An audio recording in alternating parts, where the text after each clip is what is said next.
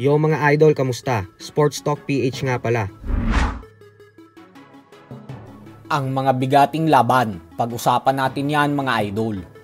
Ngunit bago ang lahat ay huwag kakalimutang mag-subscribe at i-click ang notification bell button for more sports talk. So patuloy nga po ang pag-e-ensayo ng ating pambato na si undefeated knockout artist Weljon Mindoro upang mas lalo pa siyang gumaling. At sa latest update niya nga po ay nag-post ito ng video kung saan makikita natin na muli niyang ipinamalas ang bagsik ng kanyang mga kamao sa sparring session niya sa Japan.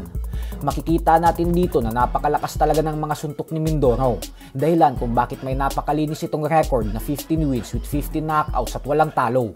At dahil lahat knockout ang sinasapit sa kanya ng mga boksingero na itinatapat sa kanya sa Amerika, kaya naman ayon sa mga eksperto ay panahon na daw para kay Mindoro upang bigyan ng mas malalakas na kalaban at mga world rank contenders, nang sa ganun umano ay mas mapabilis na ang kanyang pag-akyat sa world rankings. Bibihira lang po tayo magkaroon ng lehitimong pambato sa 160-pound middleweight division. Kaya maswerte tayo sa henerasyon na ito nang dahil sa meron tayong Weljon Mindoro at Yumir Marshall sa nasabing dibisyon. Sa kabilang banda naman mga idol ay wag nga po natin kakalimutan na ngayong linggo na magaganap ang isa sa pinakabigating boxing event ngayong taon na nakatakdang ganapin sa Saudi Arabia.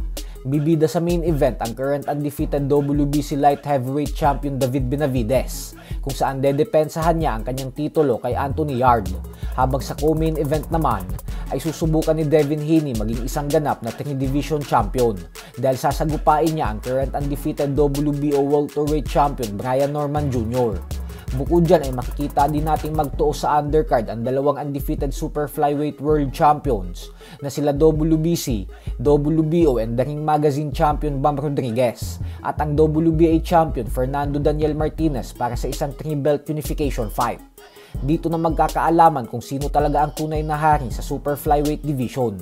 Bukod dyan ay may Abdullah Mason versus Sam Nikes rin dito. Labanan din ng dalawang undefeated. Kaya panalong-panalo talaga ang mga boxing fans sa event na ito sa linggo. Samantala, matapos nga pong manalo ni Conor Benn via lopsided unanimous decision kontra kay Chris Eubank Jr. sa kanilang kakatapos lamang na rematch nitong nakalipas na linggo lamang, ay tila nagkakahamunan nga po ngayon si Benn at ang knockout artist na si Ryan Garcia. Bumanat po kasi si Garcia na handa daw siyang dumayo sa baluarte ni Benn sa United Kingdom upang gawin ang mega showdown na ito.